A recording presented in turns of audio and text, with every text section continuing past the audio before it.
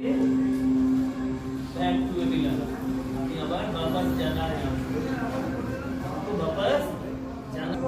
আমরা বাহাদুরি আমার হয়তো 10টা বাড়ি আছে বিভিন্ন আমরা এই নিষ্ঠার সঙ্গে যতটুকু করছি সেটা সবাই আমার সবচেয়ে বড় ভগবান।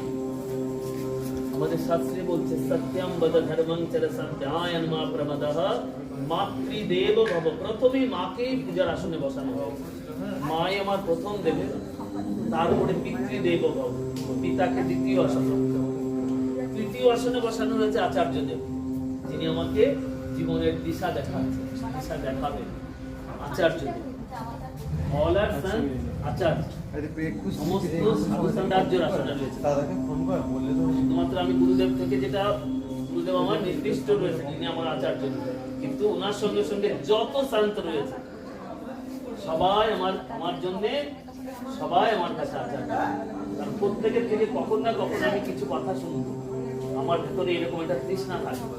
আমি মহারাজদের সঙ্গ করলে মহারাজদের কিছু আমার মনের যে দুঃখ, আমার মনের যে কষ্ট, আমার মনের যে প্রশ্ন আমরা মহারাজদের সঙ্গে শেয়ার করলে অটোমেটিক্যালি ওরা তাদের অন্তরের যে অনুভূতিগুলো, সেই অনুভূতিগুলো শেয়ার করবে যে মা এটা করো, মা এটা করো, মা এটা করো, এইভাবে যত্ন করো, এভাবে আত্মচিন্তন করো, কর্মটা করো, হাতে করো গৃহ কাজ, মুখে বলো গতি।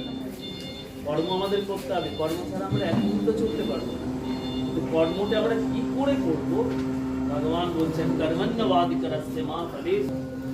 কর্ম আমরা করবো, ঈশ্বরকে নিবেদন করবো। যা কিছু ছেলেকে চান করাচ্ছি, আমি আমার গোপালকে চান করাচ্ছি, মেয়েকে চান করাচ্ছি, ভাবতে হবে আমি আমার আদ্যা মাকেই চান করাচ্ছি, ভগবতীকে চান করাচ্ছি, দুর্গাকে, কালীকে, সরস্বতীকে, লক্ষ্মীকে চান করাচ্ছি।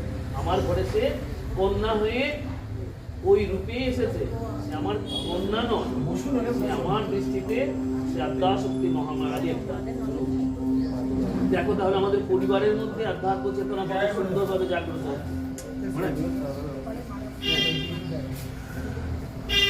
কীর্তি যাবে, প্রথমে যাবে উনি, তারপর